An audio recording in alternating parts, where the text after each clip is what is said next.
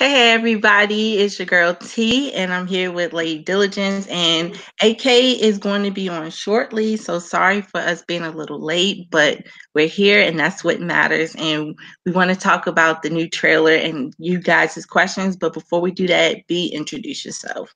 Hey guys, it's Lady B. If you don't know me, get to know me. I'm great. I'm sure T Baby will put all of our our channel links in the description and stuff. Um, I I don't know what to say. I've been drinking Dornish Red, and I'm really excited to get into these trailers and to get into the photos, and for y'all to hear what T Baby's like basically proven theory on what's about to happen is all about, because she knows exactly what's about to happen, and you guys, you're gonna love it. You're gonna laugh, you're gonna cry, you're gonna love it. Hey Marie, what's going on, girl? I see you in the chat. Hey everybody. Yeah, basically, this aftermath trailer basically proved I was right when I said all your faves were dead. I mean, they showed everything about. They showed the Jamie's hand, with Daenerys her chain, Change. Sansa the feather, John the sword had blood on it. Jesus, they had Arya's needle. They had everyone in there. So Brand's everyone, wheelchair. yeah, everyone who keeps thinking that everyone's going to survive, I'm just saying, I was right. No one's surviving. Everyone's probably going to die. But All men must die. what did you think about the trailer as a whole? I'm not gonna like the teaser or the aftermath teaser or Yeah, the aftermath teaser. all right, so the aftermath teaser, I loved it. And why is because like I if you have watched us before, like when we were way back, even like Mad Queens, and like what there was something else we were doing. Like we did a review of like season finale for like season 6, I think. That's when Daenerys burns Marine, right? Is that season 6? I think so. I'm like in season 4 mode, season 5, so I'm not gonna lie to you. I think it's when she burns. I think it's season 6, because season 7 would be like, she's already at Dragonstone and all that. So I think it's season Yeah. 6. So and that might be Battle of Bastards. I don't know. Anyway, that episode we did like a really like deep dive into it, and we were talking about how we really enjoyed it because of the cinematography, right? And we went through, and it was a really hilarious episode. One day maybe we should like go back through that and link it or something, because shit is hilarious, because the way we were just shocked with how everything was. And Mhm. this is what the aftermath trailer kind of reminds me of. It's like the cinematography of it. It's the snow falling. Winter is finally here. Winterfell isn't a graveyard, because obviously the bodies would have risen, but there was death here. There was fighting here. There was like there's so much packed into this, like, how long is it? Like a minute long or something like that? Like a minute and 10 seconds. There's so much packed in those 70 seconds that it's just like you watch it over and over and over and over and over again just to see what you missed. Like, I gotta tell you, the first time I watched it, I didn't catch everything. I saw the hand of the queen pin, and that made me go, whoa, whoa, whoa, whoa, I whoa. didn't catch that Back the up. first time. I didn't catch it. The second time I was like, "Oh shit!" But the first time I didn't catch his pen. I caught the pin and was like, whoa, whoa, whoa, no, no, no. Because I wasn't paying attention. I'm gonna be honest with you. Got a baby now, trying to be an adult. So I'm sitting here like, oh, okay, here's a new teaser, bouncing the baby, looking like, okay, saw that pin and was like, hold up, rewind all of this back, because I clearly missed everything. So I say all that to say that I really enjoyed the trailer, the teaser, because of the cinematography and the fact that it looked so much like a vision. I know that it's not really supposed to be like, a part of the footage of the season, but Mhm. there's something about it that looks like Danny's vision. There's something about it that it just looks like a vision. I don't know if it's the blue tone all the way over, but it looks like it's a dream. So I just enjoy it, because as we know, those dreams and those prophecies always have a deeper meaning. And So that is true. It's kind of freaked me out a little bit, which I like, because when I saw, I was like, "Oh shit! What do you mean aftermath?" I didn't think teaser at first. I was like, "Oh shit!" And I was like, "Damn, Jamie's gone. Damn, Arya's gone. Damn, John's gone. Damn, Danny's gone." I was just Then I was like, "Damn, they broke the boy's wheelchair. Like, you break his back already, can't walk. Now you going for the wheelchair? It's kind of fucked up." come And on. I like then you hear the ravens, when it pins towards the wheelchair. I was loving that. It had a really eerie vibe to it. And I like the fact that it was just like a wake up call that your favorites are not going to all make it out alive. I don't Like, know. I think when it comes to episode 3, half the cast is getting slashed. And I think, I, I don't know. And I don't get why they put blood on John's sword. Like, nobody else had blood, but John had blood. Well, What the fuck is that supposed to mean? I think Go ahead. I think it's akin to the what we were talking about with Arya before when we were like, well, how y'all gonna send her to Bravos to make her an assassin just to come back and kill a bunch of dead people, right? Like she has to fight actual people, and I think that John has that blood on his sword because as hard as the fighting is going to be against the undead, when he gets to the south and they got to battle it out for the throne, apparently it's gonna be a whole lot of bloodshed, like it's going to be a whole lot, which I could see. I could legitimately see Cersei sitting back and being like, okay, they're fighting a war up there in the north. Whoever comes out, we'll just slaughter them or whatever, and waiting. And so whoever comes limping out of the north, she's probably going to attack them like a bad habit, And Do you think she's going to wait though?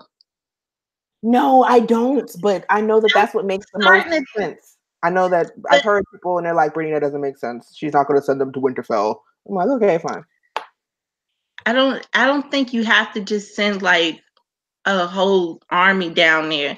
I think she might be sneaky. And I know a lot of people think that she might try to like attack Sansa. I would not put it past her if she attacked Tyrion because she knows that Tyrion really knows how to play the game. And that would be one of Dany's strongest allies. Even though he didn't do that well, he still knows how to play the game and he knows how to play Cersei. I wouldn't be surprised if she tried to send someone to kill him because she's always wanted to kill him. And they talk about him dying a lot in this show. I didn't realize until I rewatched some of the Do seasons. they really? Yeah, they talk about his head being cut off. Oh, this is my last day. Like they joke about him dying a lot. Yeah. I wouldn't be surprised if he makes it. Let's see. Do you guys in the chat, do you guys think that Tyrion is going to make it? Or am I just, by myself thinking that everyone's dead? All your favorite dead. In All your head. friends All are your favorite dead. dead. I really do think all your faves are dead. It's so sad. I mean, I hope I'm wrong, but Oh, like you're I've not been saying, I want this show to break us. And not just me, but all of us. So we can have something to talk about. you and this break us thing, like this. If y'all didn't see the last stream where T Baby was like, break me, I was like, this is a little dark. This is getting dark. Like this is getting dark and like vaguely sexual. Break her. This is crazy. That's what she wants. She wants what T Baby wants, just so that you guys know. T Baby is like wanting for the first episode for basically everyone to die. Everyone's gonna die in the first 30 minutes of the episode. And then the rest of the season is just like flashbacks and visions from Bran. I just want you guys to know that. She just wants to see everyone wiped the F out. Like just death. I Death. just really don't want it to be predictable. That's my whole thing. I want it to I want that red wedding vibe. I want that hard home vibe. I want where it's going to be like, oh shit, Shocking. what the fuck am I watching? But I'm going to keep watching. Like, even take me back to when Jamie pushed Bran out the window. I want something like, oh shit, like, what just happened here? I Um, wouldn't mind having a phrase, the oh shit, who is that? Did Ari just kill every single Frey ever? I want that. I wouldn't mind having one of those moments where it's just like a mass murder, which is messed up. I know, don't judge me. But I wouldn't mind that at all. That'd be great. I don't know who they're gonna kill because it's not like there's anybody left to mass murder, but yeah. I'm worse than George Martin. That's so sad. Worse than him. But I don't know. Like, a lot of people say that they think Tyrion. A lot of people don't know that Tyrion is going to make it, or they think he's not going to make it. He's kind of up there with. He's probably going to have to get his hands dirty. Like he can't be in the back commanding. He's probably going to have to fight as well. I don't know if he'll make it out of that, but He's making it out. hmm? Tyrion's making it out. Sorry, guys. Like It is what it is. I got money on Tyrion. I have money on Arya. I know that people are like she's gonna die anyway, but Tyrion and Arya are making it out. Tyrion is too damn smart. I'm telling you, if anybody's gonna make it out of there, it's freaking Tyrion. It's Tyrion. It's Tyrion. It's Tyrion. It's Tyrion. It's Tyrion. It's Tyrion. You can kill your own father, you cold-blooded. It doesn't matter what it is. If you kill your own father, no matter what, you kill your own father, you cold-blooded. He's cold-blooded. But is that his daddy? I don't know. That might not be his real daddy. I don't know. Oh, but the person you think is your daddy. Okay. Here's a question, guys. Do you think that we'll see that in the show? Are they about to be like Tyrion's a Targaryen and then we all die? They did kind of tease that with the whole he can talk to dragons and shit. So dragons did like him. They did. They were like, "Hey, they did not eat him." So that's a good sign, you know. I don't know. Tyrion's a mystery to me. Sometimes I want him to live, and sometimes I'm like, he could die too. It's like whatever. Like I know a lot of people think that he's going to betray Dany in some way. I do too. And that just I don't care for Cersei, but that just goes to show you how well she's playing the game. She's playing Tyrion, and that's good because Tyrion's probably the best asset that Dany has if he's on his A game. Mm-hmm. But he hasn't been on his A game, and he's also been wondering. He's been also thinking about his family because he doesn't want to go full force and know that they would be in the way. He still wants to protect that Lannister legacy. But I don't care for Cersei, but I have to give her credit. She's playing that man. Mm-hmm. She's playing everybody. He's probably going to betray Dany. That's crazy. I think that realistically, he doesn't want his house to die out. Mm-hmm.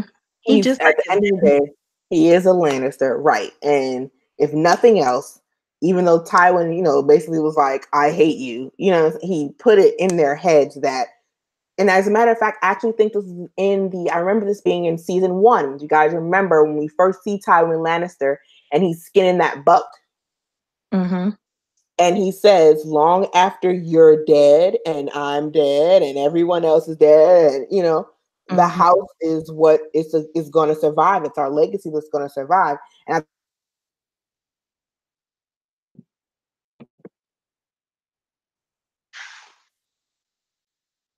you were going in and out. Tyrion's going to do something because he doesn't want House Lannister completely wiped off the map. But at the end of the day, like, Tyrion, your dick worked, dog. Like, it is what it is. What you do. I didn't mean to say it like that. Like I said, Dornish Red, don't judge me, T baby. But your stuff works. You could reproduce. He's not like he's Kingsguard or anything like that. He could reproduce unless something happens where, for whatever reason, Tyrion can't have kids. Because if that's the case, if you can't reproduce, then Tyrion should be able to just be the last Lannister standing. Yeah, and then I also have this vibe, and don't ask me where this vibe came from, but I have a feeling that Sansa is also going to play Tyrion. Like, I think she's going to catch on that Tyrion is up to something, and I don't know why I feel like she's going to play him.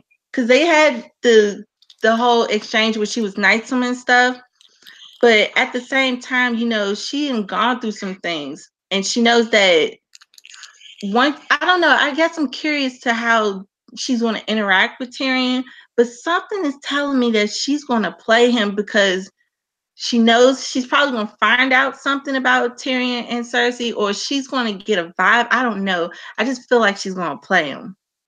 I think she's going to try. Yeah. I think she's going to try because she wants to be able. First off, like, let's just be real.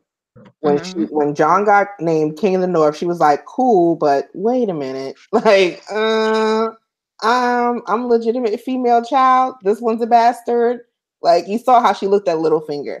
And so I'm betting on when they find out he's a Targaryen, she's going to be like, bet, give me the North back.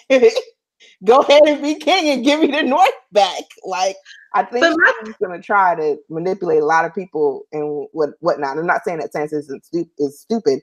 She learned from 2 of the best snakes in Westeros. Literally, she got Cersei and Littlefinger. If anybody should potentially be a problem politically, it is Sansa.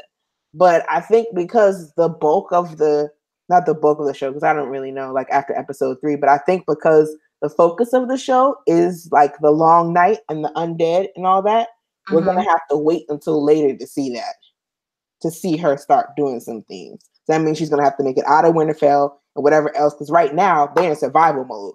Like they don't have time for the politics. They're gonna try that, but that's not gonna last very long, because as soon, my theory is that when episode 1 happens, Danny gets there, they're gonna be like, nah, forget that, we ain't down with no dragons, blah blah blah, and somebody's gonna come riding up and tell them that the wall has fallen, or Raiden, or Bran, or whatever. Somebody's gonna let them know the wall has fallen, and at that point, they're coming. It's a wrap. Wouldn't that be fucked up though, that Bran has this vision, like he can see the wall coming down, but wait till someone actually comes to Winterfell to say the wall comes down? I really hope that he says it before they come, but if he doesn't, like, what is your purpose? Like he has to. Like there's a few things that have to happen, right? Nymeria has to come back with them damn wolves, because if not, I think he's going to see it, because he was right. He was trying to keep his eye on the Night King. Bran has to be able to see and fight the Night King. Like, yeah, absolutely. He's got to be able. If he's not going to be seeing them for the streets, then he kind of is purposeless. T-Baby?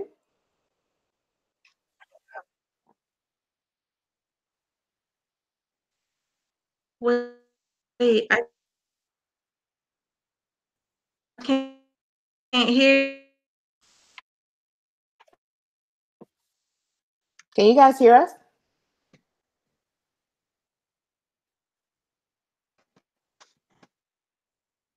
In the chat, let me know. Can you guys hear us? No. Beef. And I can't hear You too. you. Like you're going in and out. We hear Lady D, not T-Baby. They can't hear you, T. And you're like frozenish.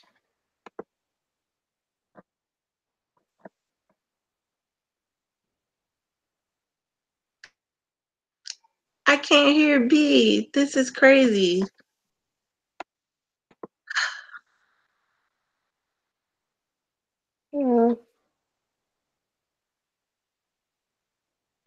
Bran got T-Baby. He did not. What's going on? Bran got AK.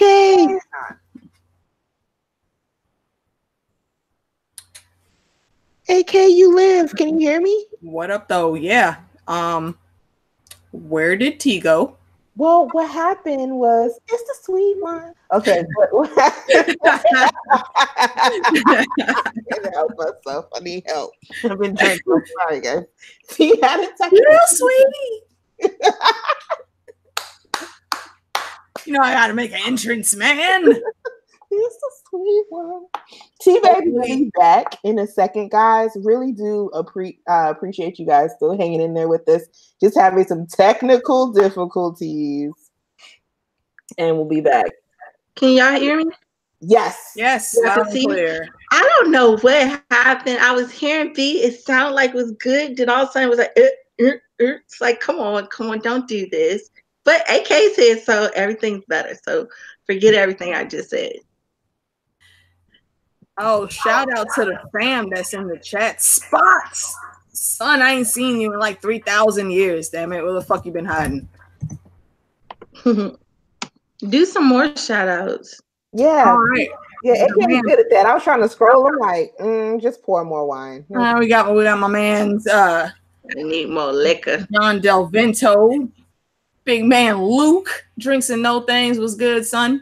Imagination Realm, LMR is in the chat. Mara Jade, Fandom D Saint, my brother, what's going on? Chrissy of Old Stones, one of the best narrators on the YouTubes at the moment. What's going on, Chrissy? Shannon Thompson, what's up? Let's see. Let me scroll up here. Who else we got in this spot? Game of Theories with Marie, always good to see you, my lady. Jenny of Cold Stones, what's good, ma? Nancy T, Lady of House Blankets. Thank you again for that awesome blanket, Nancy. It keeps me warm every evening. OTDA Dirty D is in the building, always holding it down. That's about all the names I see. If I missed anybody, though, shout yourselves out in the damn chat, man. Let us know you here. AK's the best, y'all. Just the best. We were talking about debatable, but thank you for the compliment. I appreciate that. On my channel, so I'm cool with that. But yeah, not debatable. Yeah, it really is. But that just Trump's America. Whoever owns the channel can say whatever the hell they want, and it's true. You're the best, and you can fly. Like I said, all your faves are dead. My channel. But we were talking about Tyrion, and after seeing the aftermath teaser, did it change your mind, or do you still feel the same way? Like Tyrion's going to live? Is he going to die? I'm sorry, I'm already lost in the chat. What was the question? My bad, man. My bad. What do you think about Tyrion after seeing the aftermath trailer? I mean, basically the same thing I was thinking before. I think he's gonna end up betraying Dany. Under what circumstances exactly, I don't know, but some shit's gonna pop off, and it's gonna come to light that Tyrion was behind it, and he's gonna have to be made into dragon bits. So you think Tyrion's gonna die? Yeah. I did too. They really talk about him in his head. If there was a Lannister to survive previously, I thought it would be Tyrion. But after everything I've seen over the past few months and how the actors have talked about it, yeah, I think he's got a high chance of getting cut down because he's in his feelings about Daenerys. I'm all for it. Like I want. So I mean, it's gonna be what it is. So what episode? If he's gonna go, what episode do you think he's out of here? I think it won't be until the end, because I do think that Dany has a chance of living, and obviously she's going to be the one to give the Dracarys command for Tyrion to go. That's true. That's how I'll see it. But then again, tomorrow I might be like, you know what? No, he's probably going to live. I'm really, I'm pretty fluid, honestly, with how I'm looking at everyone right now. I don't want everybody to die, but at the same time, I'm not naive enough to think that everybody won't die. I love Arya Stark. She has always been my #1 favorite character in the whole story. I don't want to see my girl go, but she might get got. I mean, this gonna be mean tweet time. I'm sorry. Y'all better not kill Arya. Send that child all the way to Bravos to become a master assassin for her to come here and get killed by some dead people. For real? Really? I don't want my baby to die, but she might, man. I really think, especially after seeing, I'm like now complete on season 4, and now I'm going into season 5. I'm so set on she's going to kill Cersei. They keep teasing that shit. It's ridiculous. I like the narrative. Each season they tease about Arya killing that woman. They're not going to tease this whole time and then kill her at Winterfell. I just don't see it. Then it's like, we need to talk to D&D about some things. Like, what? Then I'm with B. So you're going to let her go across the Bravos, do all of this shit, and then tease us. I mean, they literally had her try to kill a fake Cersei. What? Like, don't do that and then say, but we're not going to kill the real Cersei. Like, I just feel like she's going to survive just to kill Cersei. If she is going to kill Cersei, I've always thought that it would be wearing someone else's face. But just before Cersei truly dies, she's going to pull that same shit she did at the Twins and pull that face off like, well, you found me now, bitch, didn't you? Pull a Lena, like, it was me. It was me, bitch. It was me. Remember when I got away from you? Remember that? Y'all couldn't find me. You know why? Because fuck you, bitch. That's why. Because I'm an assassin. Kill. Just like she would run around screaming Winterfell when they were on their way to the wall and they got attacked. Yeah, going around House of Black and White, bitch. That's the problem. You leave one wolf alive, but yeah, we'll see. We'll that see. That one pup that got away that you couldn't get a hold on. Yeah, Yeah. And she a motherfucker too. It'd be different if it was like Rickon that got away and he didn't do nothing. But y'all let Arya get away and she was already bad. Like she was already bad. Look. But she was right outside when that shit was happening. So I was just talking it wasn't like, that. no, I heard about these stories of which y'all, I was right there. She saw what they did to Robb Stark and put that wolf. So, but I love that scene, especially because when she was Walter Frey, she was like, right, she had that shit down, man. Like, yes, laugh, laugh. Okay. I mean that I think was one of Arya's most badass scenes. You know, when they asked you what happened here, tell them winter came for the phrase. The North remembers. Mic drop. I'm out. It just walks away. Like, first off, if you are the girl, and this is so unrelated, like, but here's the rabbit hole. But if you were the two girls that were there, like watching that happen, and then she pulled off her face and was like, "Yeah, tell everybody winter came." What the? You're sitting there looking at each other like, "Yo, did you? Okay, so how much wine did you drink before you came down here?" Instantly pee my pants. That's what would happen. There's no other reaction that is acceptable. Black Walter said I could have 2 tokes. I didn't know this was laced. Like, that's the stuff that you're on. Like, what is going on? Like, can you imagine sitting there seeing everybody die and then she pulls off Walter's face? And she specifically told the girls, like, no, put that down. No, the wine ain't for you. And did it in such a Walder Frey way that they just listened, didn't even bat an eye. That's not for women like you. What about when she killed Meryn Trant? That was vicious.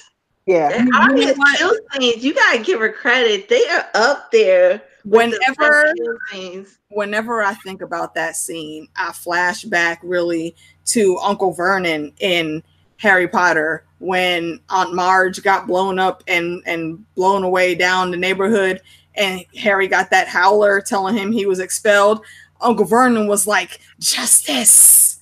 That is exactly what I felt when she got Meryn Trant. And I know a lot of people didn't like it. You know, Arya's a little serial killer now. She's psycho. All she wants to do is kill people. Well, you know what?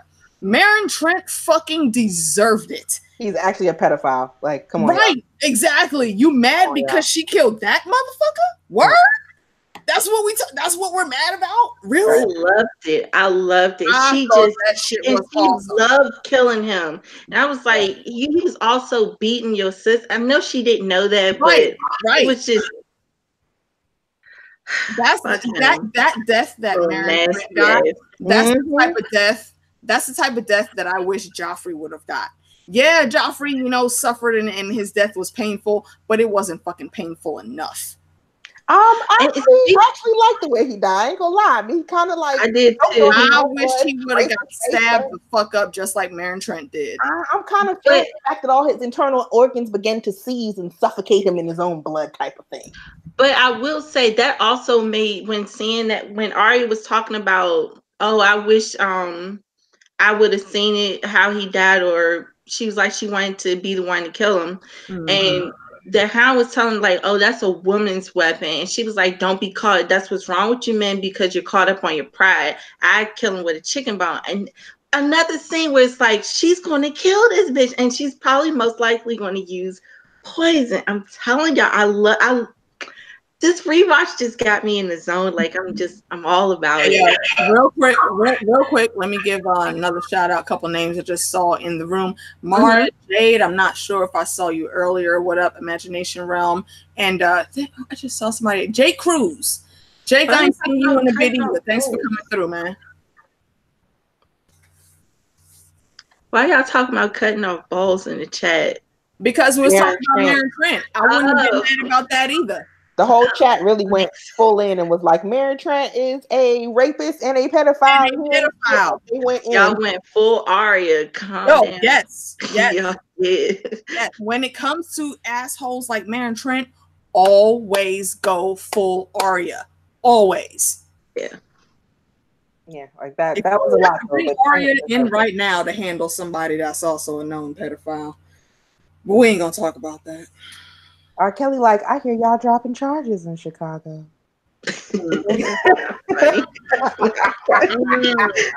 Not funny at all. Okay. Not even laughing. Too soon. You did laugh. You laughed Just because saying. it's I'm hilarious. just saying. Okay, so let's stop talking about Tyrion. Oh wait, So who did I miss? Who y'all talked about already? Who did I miss? we really only talked about what we thought about the aftermath. Like, what did you think initially when you saw the aftermath trailer? It reaffirmed everything I thought. I think everybody has that potential to die. Yeah, I mean, AK. Yeah. At Winterfell, not everybody is going to get screwed up. You know, some people are definitely going to get away, but they're going to get away very, very bruised and hurt. And I mean, the way they showed Needle sitting in the ice, which is a callback to the books. You know, I'm not going to say it, but y'all book readers, y'all know what part I'm talking about. And how they showed Longclaw the same way.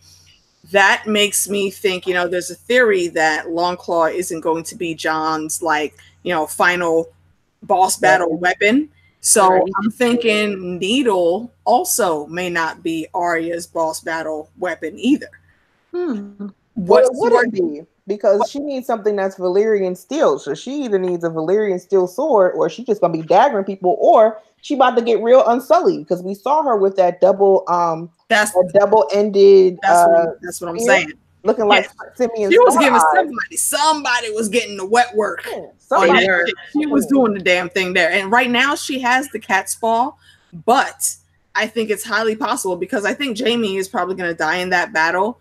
Arya's going to upgrade and get. I would be so pissed. And Widow's Well belongs in Arya's hands. If we're not going to get Dark Sister on the show, then it's fitting for her to have Widow's Well, because that's half of her father's sword. Yeah. Or Oathkeeper, whoever dies first, you know. Nah, Widow's Well is better because she a killer. Yeah, Widow's Well is better constructed for her because it's very similar, actually, to Dark Sister. It's made to be wielded by a woman, honestly. Oh, and then with Widow's Well, like, just to, like, with Arya being, like, you know, a twisted person. Do you guys remember when she finally got out of Harrenhal? She had Jock and Hagar do that or whatever. Mm-hmm. Before that, he was like, name the 3 names, and she named him. And he was all like, oh, a girl has no honor. And she was like, what? I'm a girl. I ain't got to have no honor. Like, that's how I look at, like, Arya. Like, Widow's Well is it, because Oathkeeper, she ain't about that. Like, she went to a freaking assassin's cult, y'all, and was like, nah, don't feel like it no more. And straight left. Like, she's not about that. Okay, I'm going to make an oath and just sit here, you know what I'm saying, and blindly follow or whatever. So, nah, Widow's Well, straight killing people and leaving widows in their wake. Yeah. It really would be, for the narrative that they've given her in the show, it really would be the perfect weapon for her to have. Now, in the book, if Mira happened to come out the cave with Bran, and I didn't think Bran would be leaving that cave before, but I think he is now, because otherwise, how would we have the hold the door scene with Hodor? We know that's going to be a plot point in the book, so he's got to be holding some door for somebody to escape.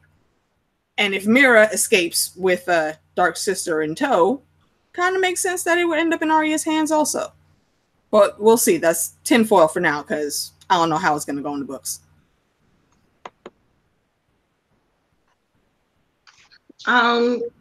What was your overall, did you answer the question, or what's your overall thoughts after seeing the Aftermath trailer?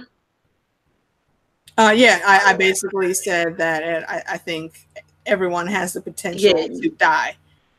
So one question I do have is, who do you think after seeing the whole Aftermath trailer, and I guess seeing the new trailer, which is like maybe 10 or 15 more extra seconds, who do you think is going to be the first one to die? Like, do you think the first episode we're going to get someone a death, or do you think it's just going to be basically like reunions? I think in the first episode there will be some reunions, but at the same time, I think further north, probably around the Last Hearth, that's where the first deaths are going to start, because they're closest to the wall, and the Army of the Dead is coming south right now. The Night King, honestly, I would be surprised if he actually did like stop and wait for them to catch up to him. I feel like he might just go straight to King's Landing and start there. I mean, he's got an undead whited Viserion, and he can move hella times faster than the walking army. So why stop at Winterfell and wait for him? That just so you think he'll attack King's Landing while he has the army attacking Winterfell? That's interesting.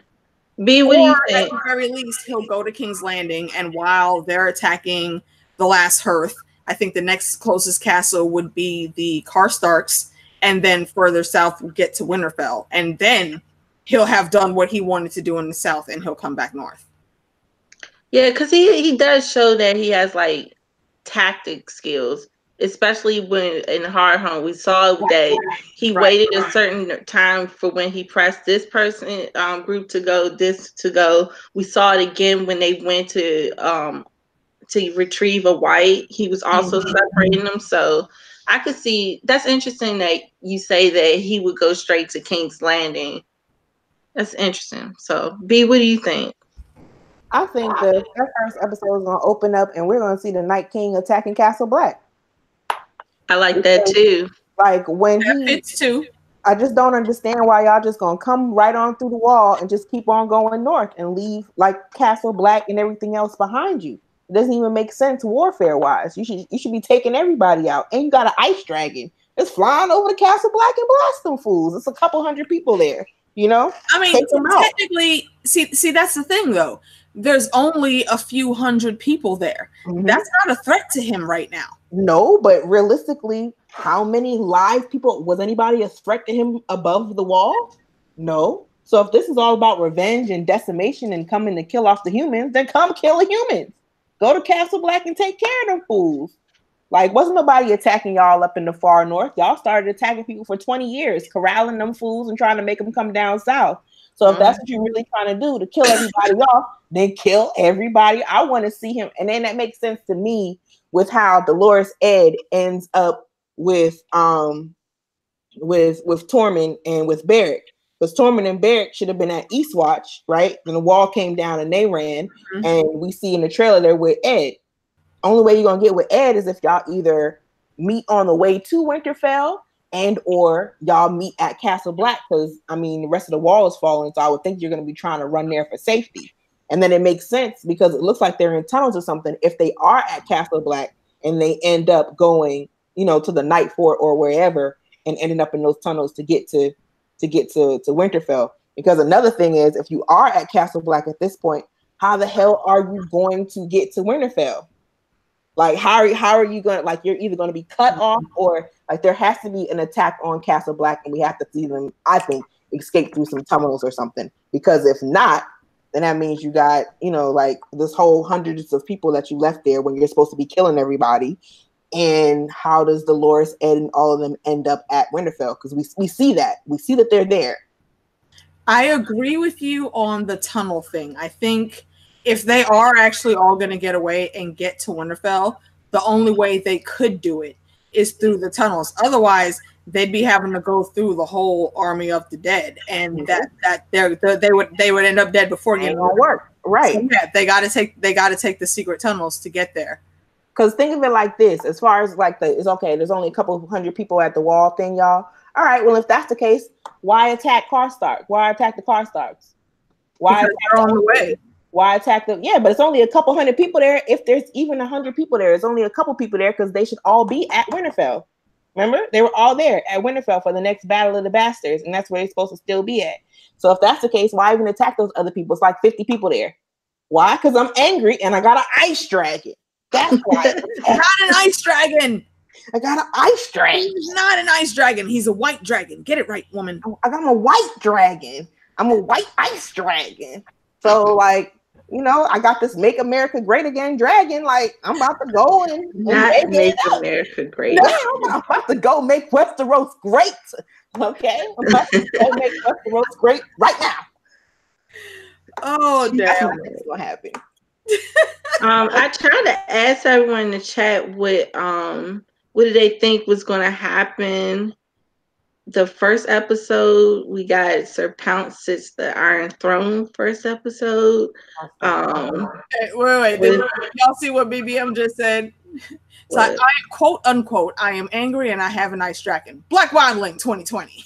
I'm just saying. Vote for me. I'm just saying. You'd get my vote. I ain't even gonna lie. Now she wants all y'all faves dead.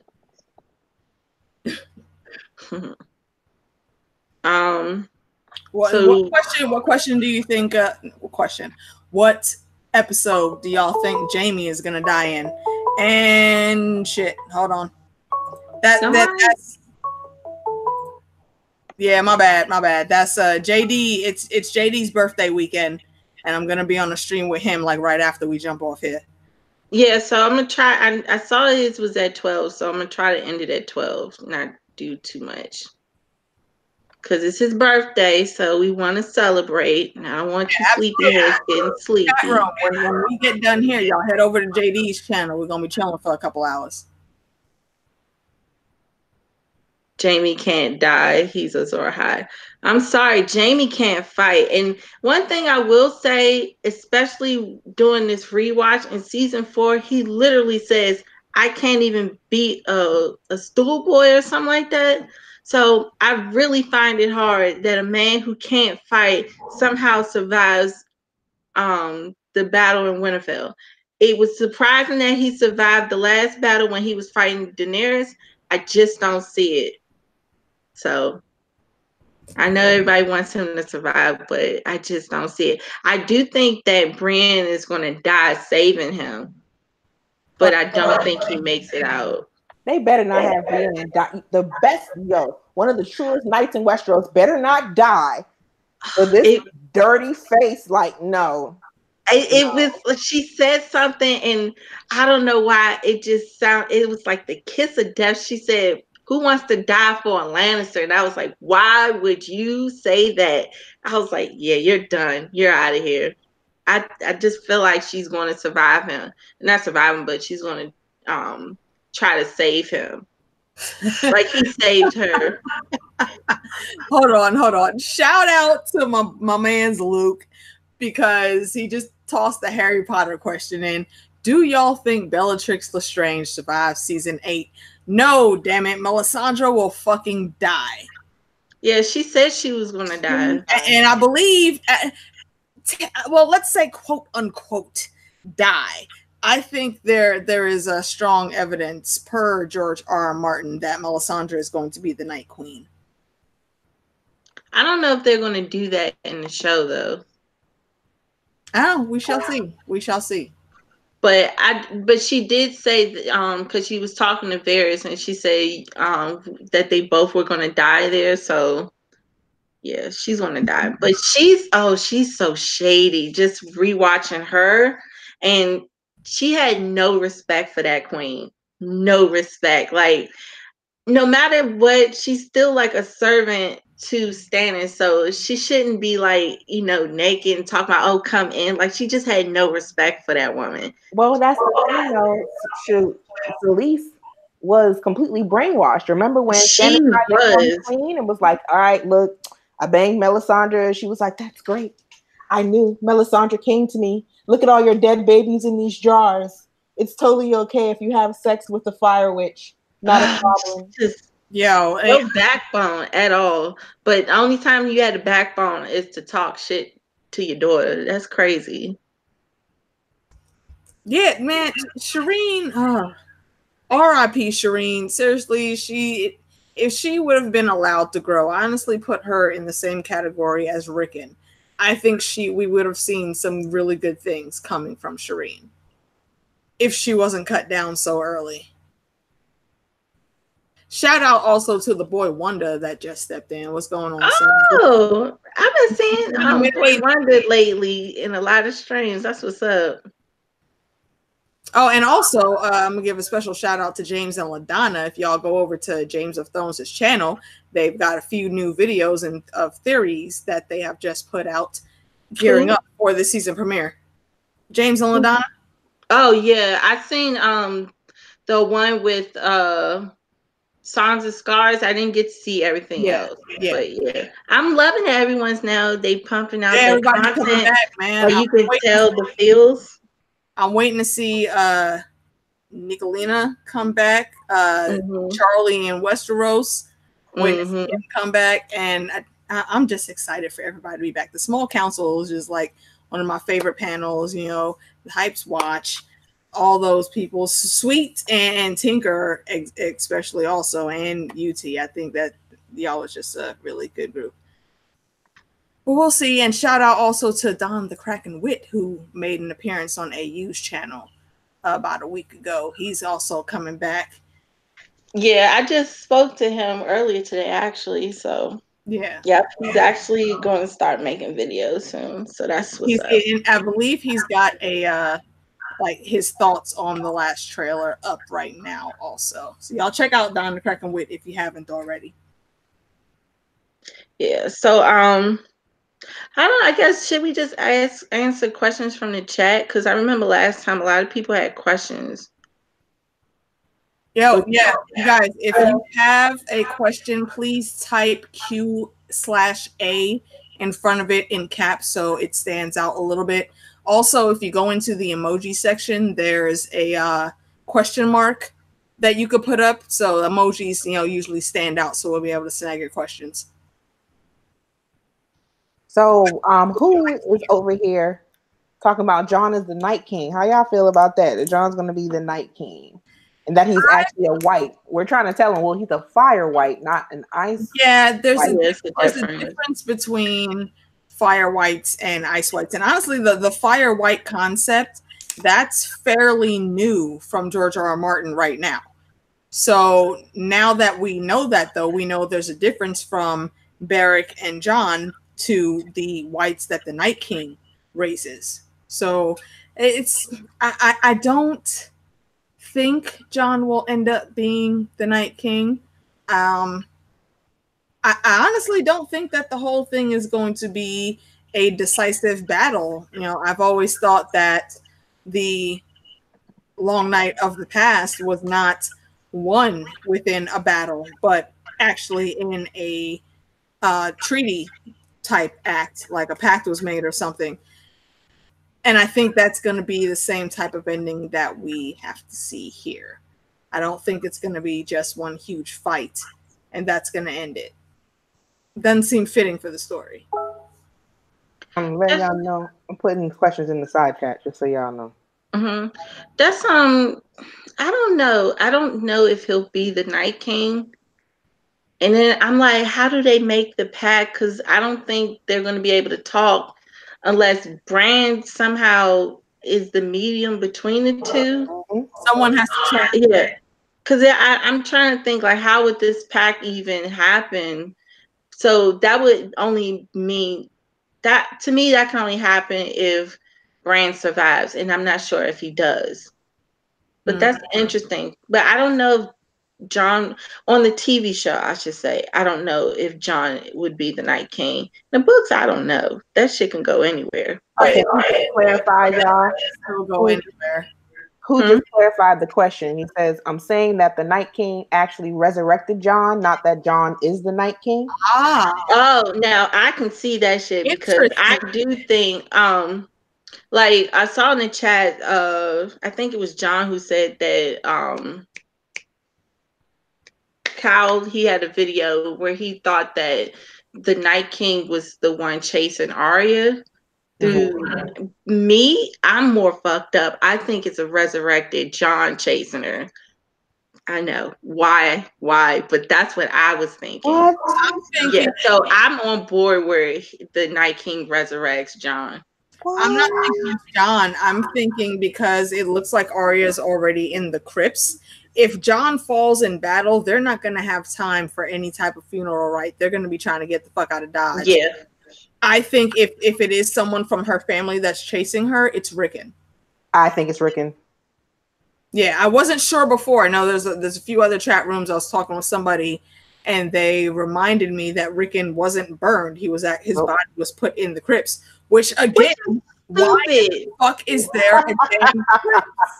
When we were talking about that before the stream started, We were talking about that, and that makes no sense, No. especially John. Like, if any out of every character, John is the only one who has no excuse to why he doesn't burn the fucking bodies. Like season 1, you saw literally what happens when you don't burn the fucking bodies. But let's jump to season 7 where I don't give a fuck. Like, no, season 6 is where he fucked up.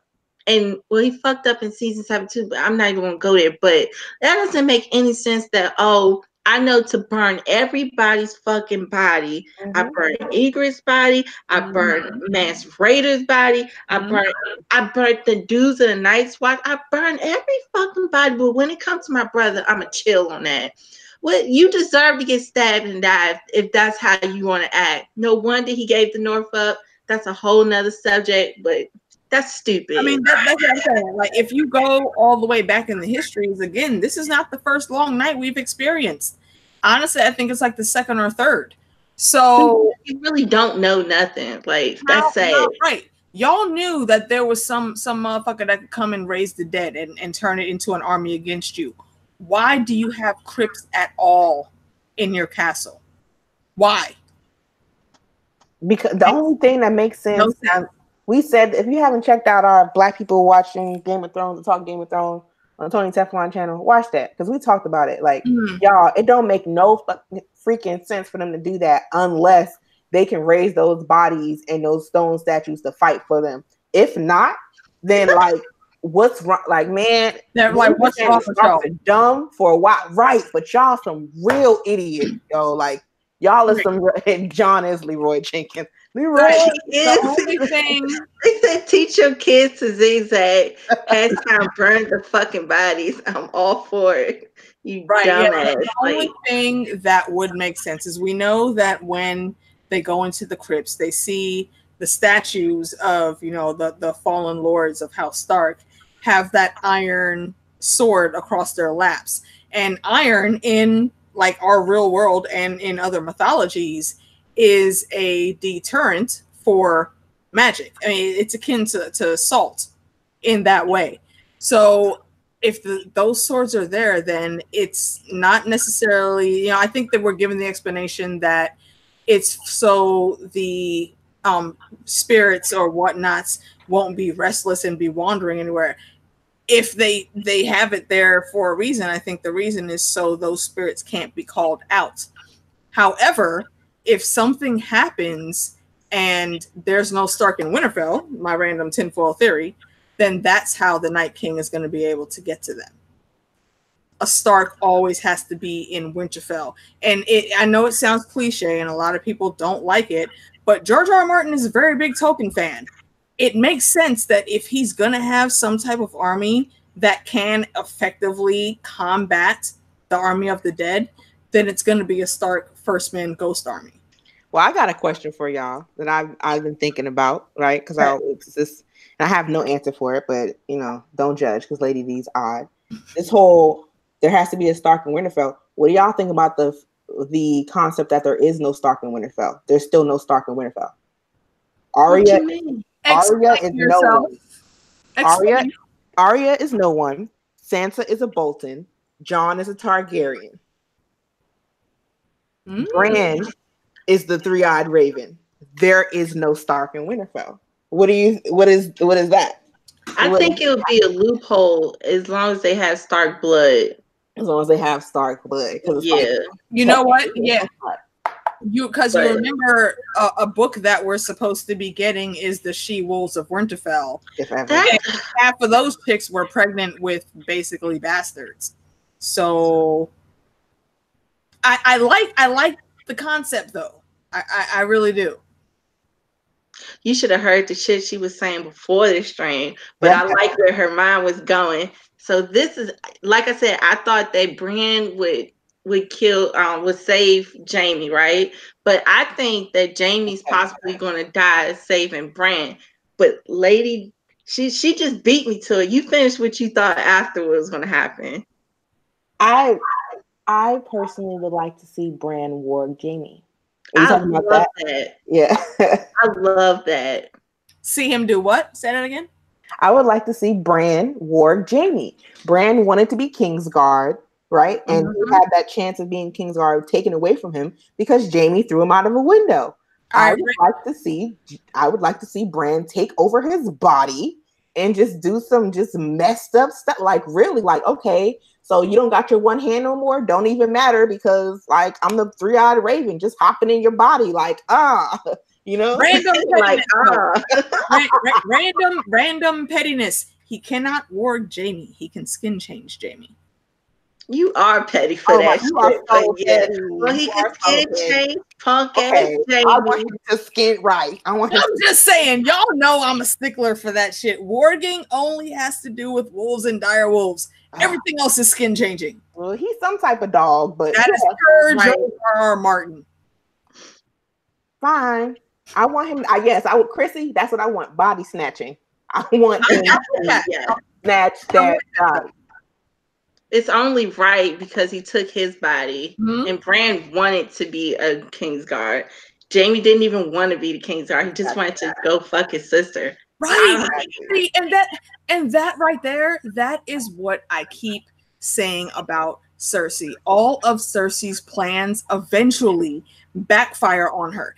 Jaime was only a Kingsguard because Tywin hyped her head up and she thought she was going to be marrying Rhaegar, and she wanted Jaime there with her. The only way that would be allowed is if he volunteered for the Kingsguard. Aerys didn't just name him out the fucking blue.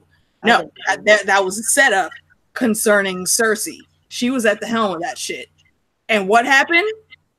Aerys said, fuck no. You can just go off somewhere. And what did Tywin do? He quit and fucked off back to Castle Rock and took Cersei with him. And where was Jaime? Jaime was already stuck because he was already named a Kingsguard by then. Dumbass. What messed up is Cersei though, because you're supposed to be marrying the prince, like in your mind. Exactly. You're still trying to bang your brother. Still trying to bang your brother. Still trying to get that brother D. Why? And he's a hypocrite because everyone is always saying how they love Jaime because he saved people and he killed the Kingsguard because he had to, blah, blah, blah. But when his sister does it, he was cool with it. And to the point where he even told Olenna, he was like, yeah, you might not like how she got the crown, but people won't even care after a while. So it's like, why is it okay for your sister to do it, but the Mad King doesn't? It's an issue. So I'm ready for Jaime to die. Like, I get it. You had your hero arc, but it's time to go. He's up there with Jorah, y'all. And that's the thing. That's the thing with Jaime. I understand that Aerys had to be stopped. His own son, Rhaegar, even wanted to get him off the throne. But at that point in time, Aerys was that little, frail, paranoid ass old man at the time. And he was unarmed. You didn't have to become the Kingslayer, dude. You chose that shit. You did not have to stab him in the back. Yes, he needed to be put down, but you could have grabbed that old man, tossed him on the floor or knocked him out, put your fucking foot on his back to hold him down, and then when Ned came in, he would not have named you a Kingslayer or had any animosity towards you because you still would have been doing your duty. I think he did do his duty. I know I have absolutely no basis for this theory, and I know I've said it a few times, but it is what it is. I think Tywin told him to do it. Like, it is what it is. I think Tywin told him to do it because Tywin was mad at Aerys for all the slights. He was mad about the slices that he was doing when they was younger. He was mad about the liberties that he took during the bedding ceremony with his wife. He was mad that he's looking at his kids and wondering, are these really my kids? Like, he's mad about things. And I think he told him to kill him. He told him to kill him so that they could take over the realm because that's what he wanted to do in the first place by having Cersei marry Rhaegar. And that fell through and all the other slights from Aerys. And he's like, forget that. Kill this motherfucker. I'm outside the gates.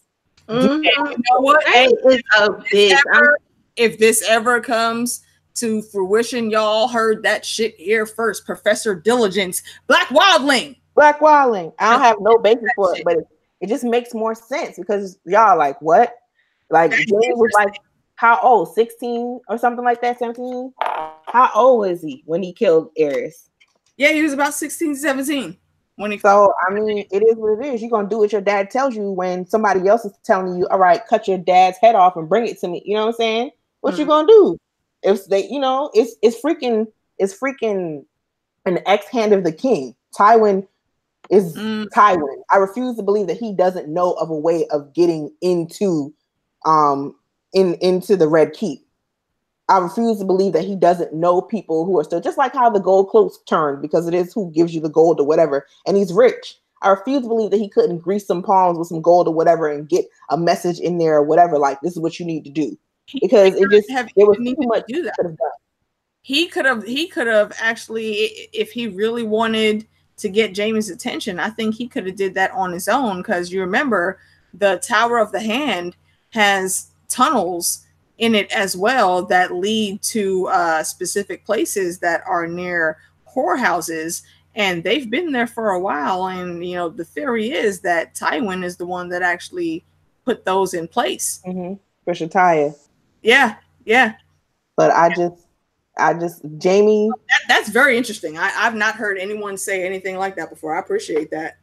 I think that's what happened. He had to make a choice. You want me to kill my dad? I'm not trying to kill my dad. And you know what I'm saying? He's like, I'm not gonna let you burn these people. Y'all, he had a sword. He's Kingsguard. He's in armor, mailed fist. He could have backhanded Aerys. That's what I'm saying. Like, he did not have to kill him to stop him. He killed him because he was commanded to kill him. But like I said, it's okay when the sister do it.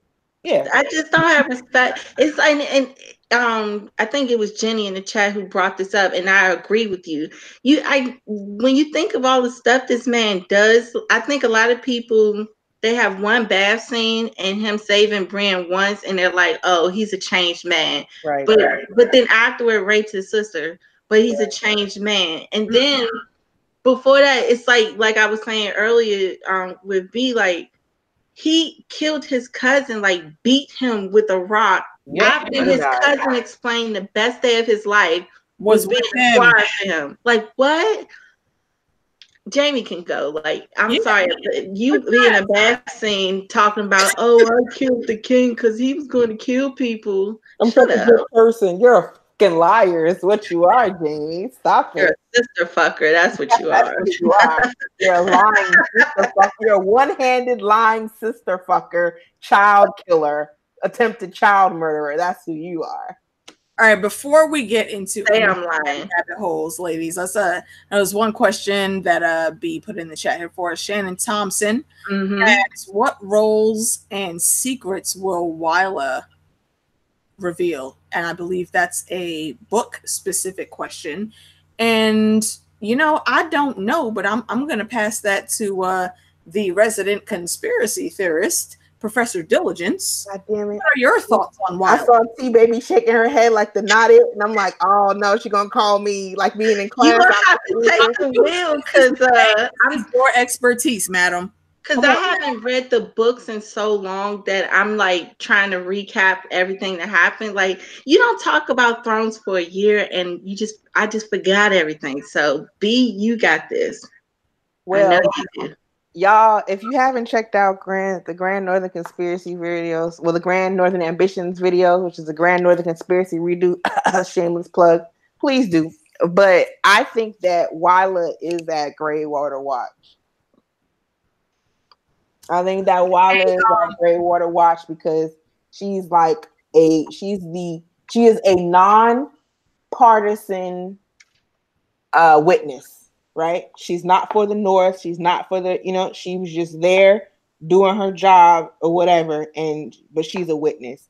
And so I think that when we do see her, we're going to see her at Greywater Watch. And the information that we'll get from her is probably the same information that we're going to get from, not the same information, but it's probably just a story that we're going to get from her and,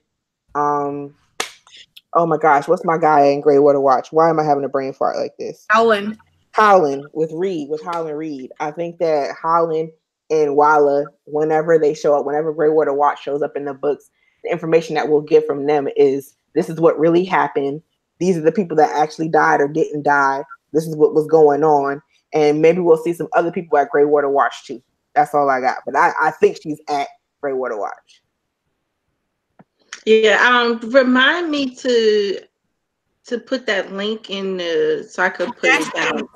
What I was going to ask is if you could go into the chat And Chrissy, if you type something real quick in the chat, Ma, if you give Chrissy a wrench, and she is like the queen of shouting everybody out in the chat. So she'll get those links out for us. Is she in the chat? Chrissy of Old Stones. Yeah, or you can scroll. No. There she is. Wait. Chrissy, could you say something? Okay, T-Baby dubbed Chrissy of Old Stones a wrench.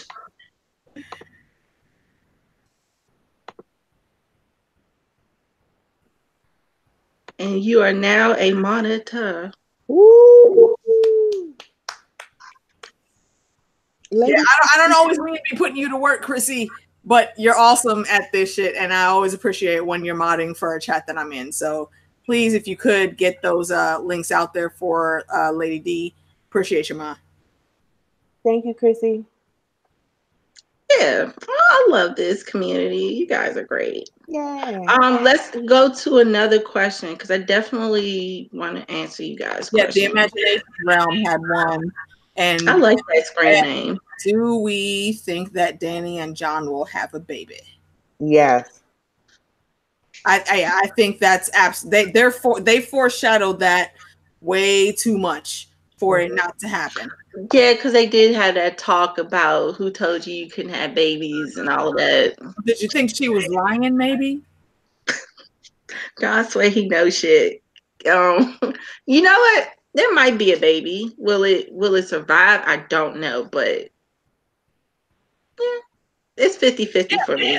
Right. Yeah. It could die in childbirth. It could be miscarriage because we are about to be at war and Danny is going to be on Drogon's back handling business. So a miscarriage is a possibility, but I think that there's also a strong possibility that she's going to have that kid.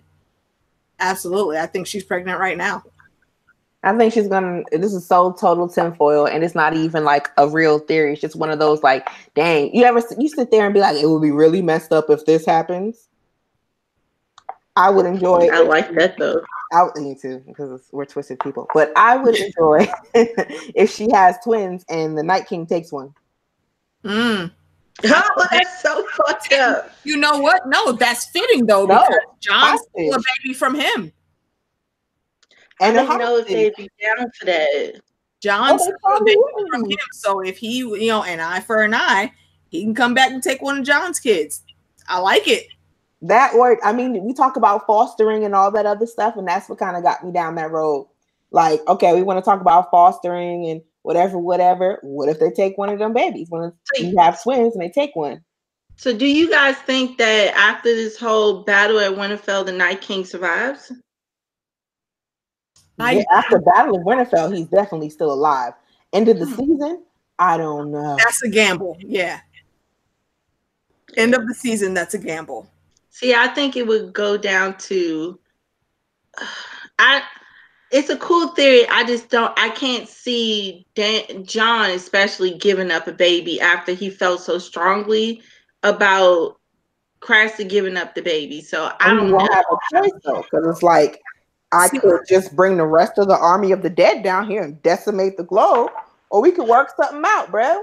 I still can't see him physically giving up his child. It would go back to like with Stannis and his daughter, like he sacrificed his daughter in order to say, like, even it's a really messed up thing, but he did something that to save everyone. I don't think John has that type of I don't see John being that type of person to be able to do that when it comes to a kid. That's the only thing.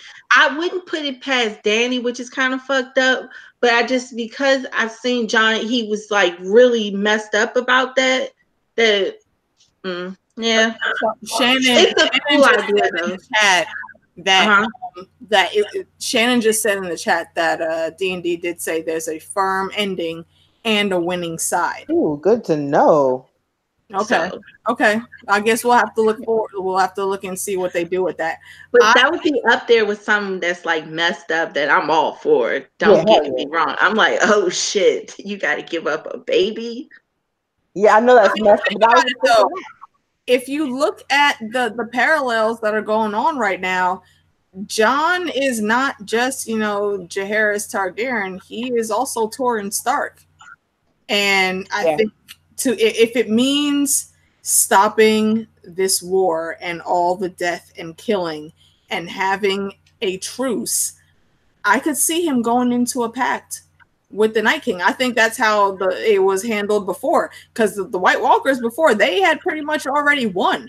Lords lived and died and all in darkness during the long night. So they were in control of things already. What would make them go back to where they came from outside of some type of pact agreement?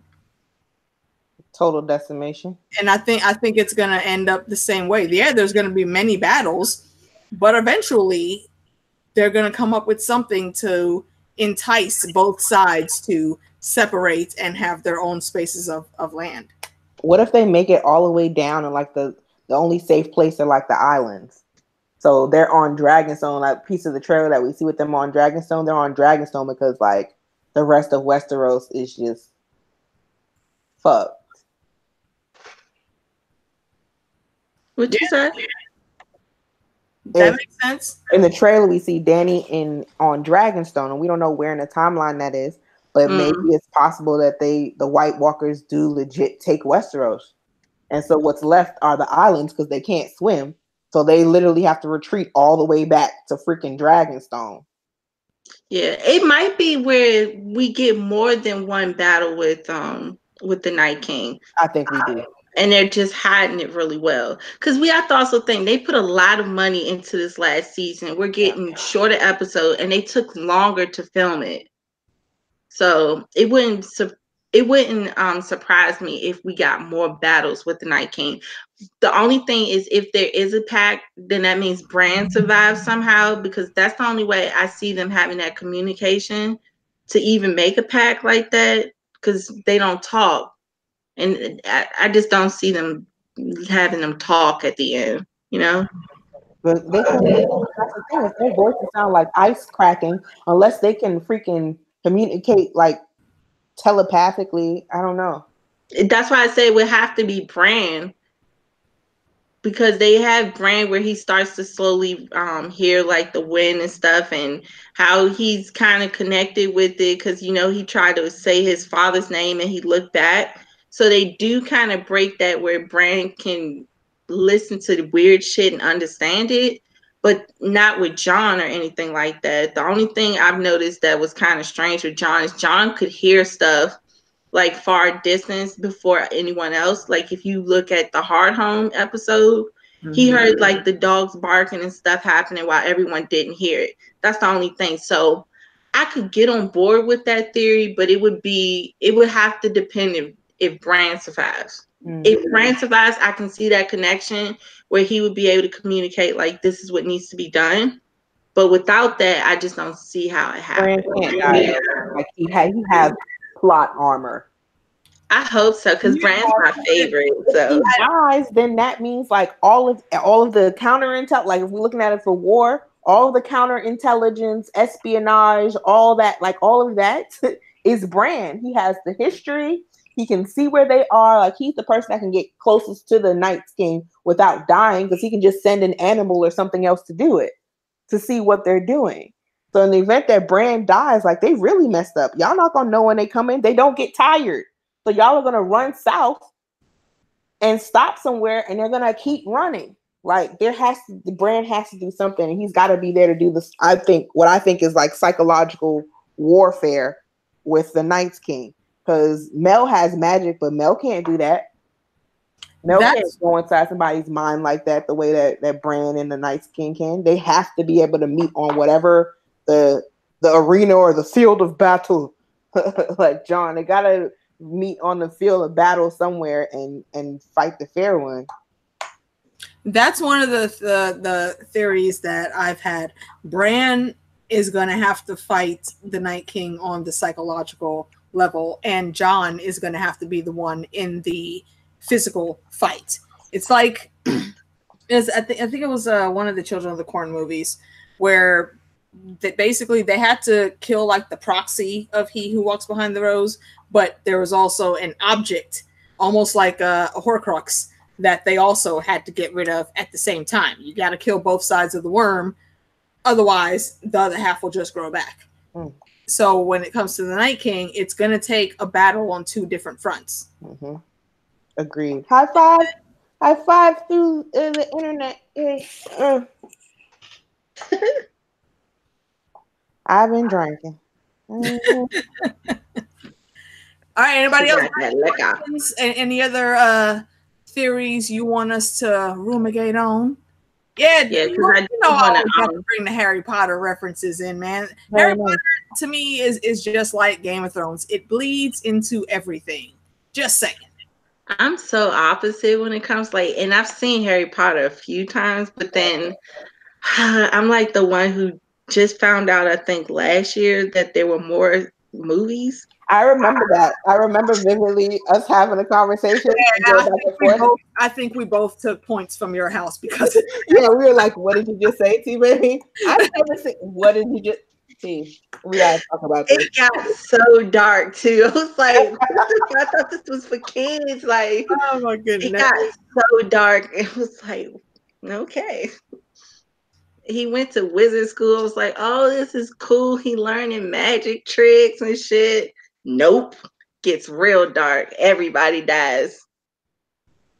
Yeah. Everyone did die. And it's better in the books. Correct, Shannon. Like the reading Harry Potter is a whole nother level. Mm-hmm. Like when Dumbledore died, I stopped that book too. I know, savage. I need you to get your life together, Taryn. Baby, like that had me. The book had me in a corner, like crying. My mom was like, "What's wrong?" I'm like, "I just don't know." Like, I'm pretty sure the books are better because usually with all types of stuff, the books are better. Yeah, I don't know.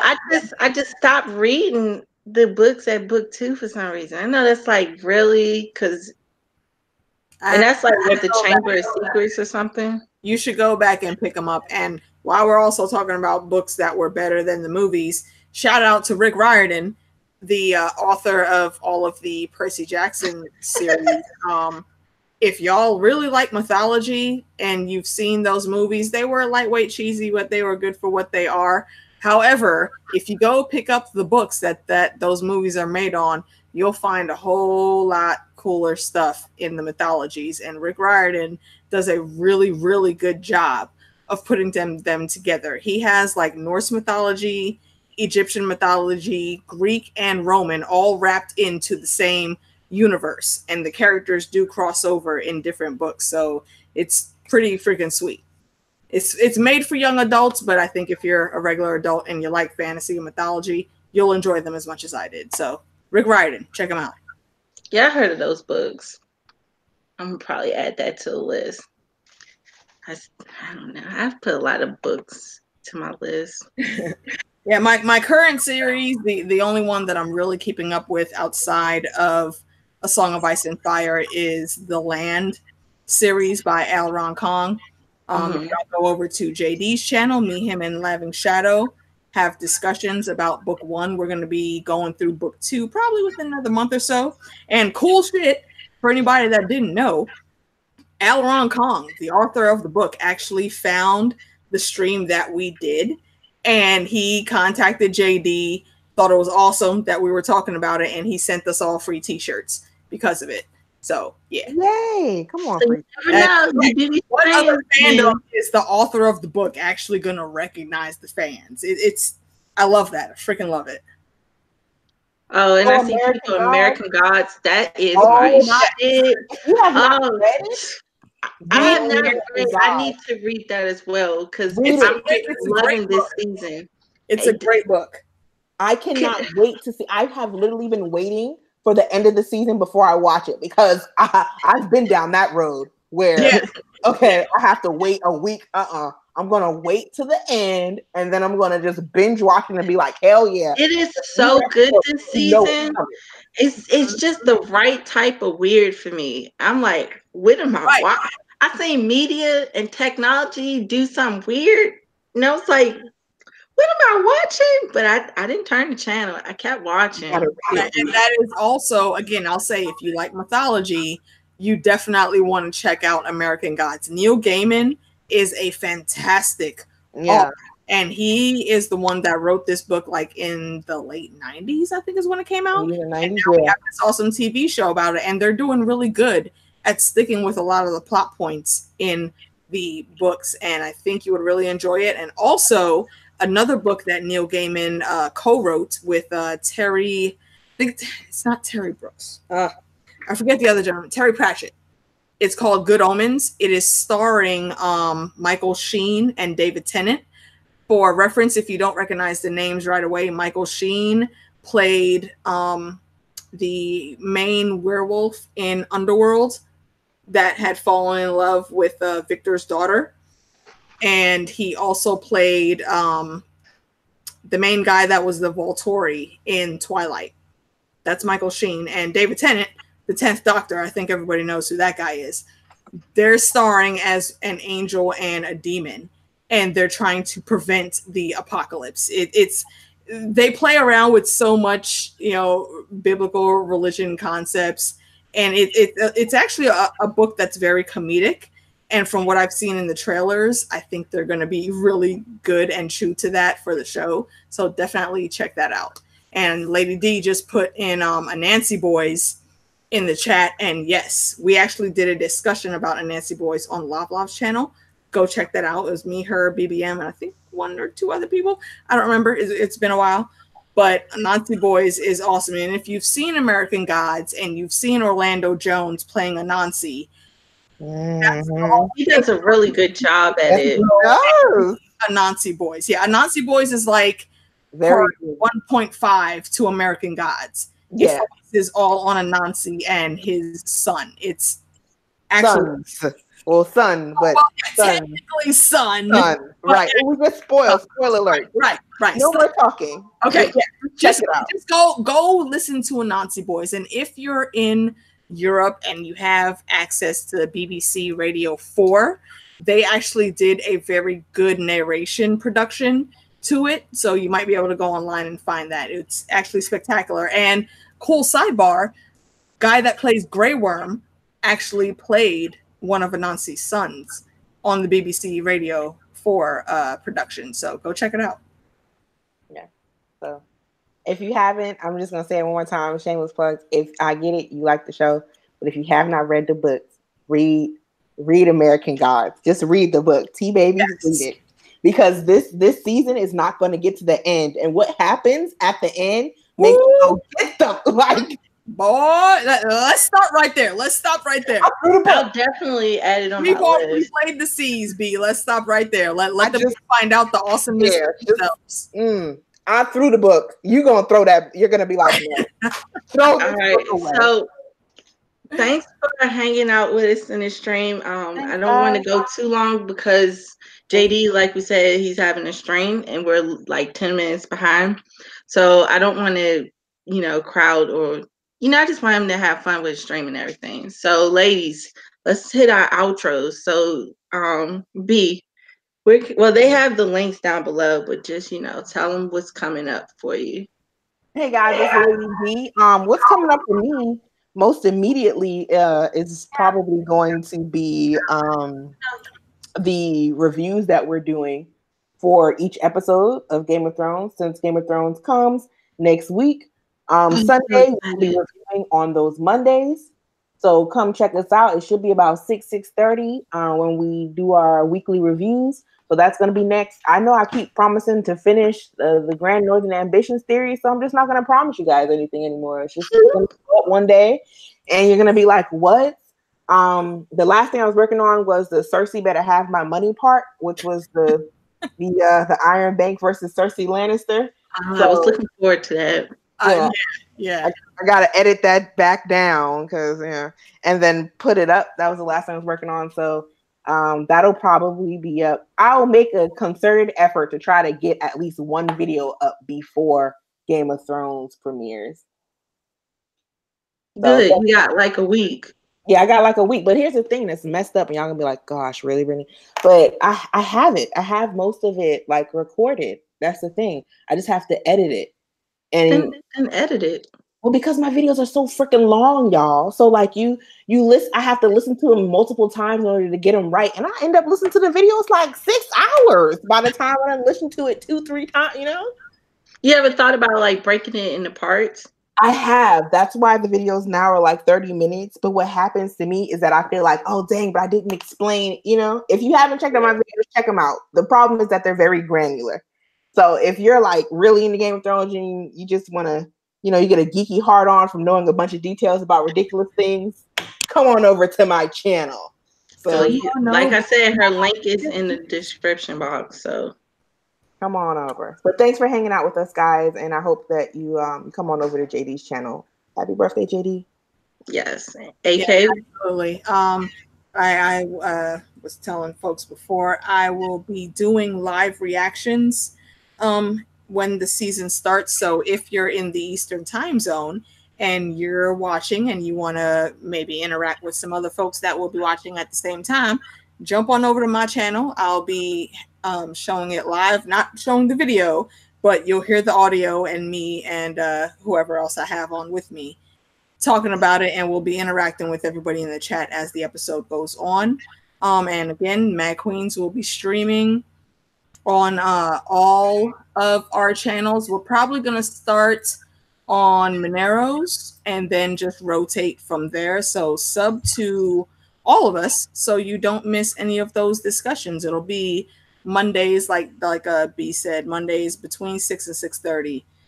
And 6:30 more like because our buddies over at Drinks and Knows Things will also be streaming their discussions on Mondays, but they're a bit later in the day and they're on Mountain Time, so that gives us a good amount of time so we don't have to overlap, so you guys can enjoy both streams without having to like double dip sometimes, as we all do. So that's about it. I mean, just keep an eye on us. I know myself, Andrew Saunders, Lav, and Phantom D. Saint, the artist formerly known as Broke Black Man, will be discussing some horror movies that have come out. I think it's either tomorrow or Sunday. We'll be talking about Pet Sematary, and then we'll be going on from there. So check in. That'll be on Andy's channel. Check him out. Reality of it. And that's about it. I don't know what that was. That was me clicking the JD's channel. I'm sorry, y'all.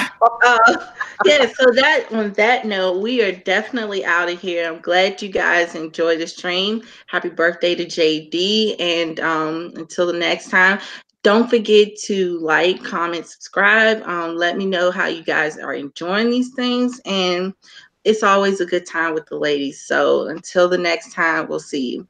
Hold on.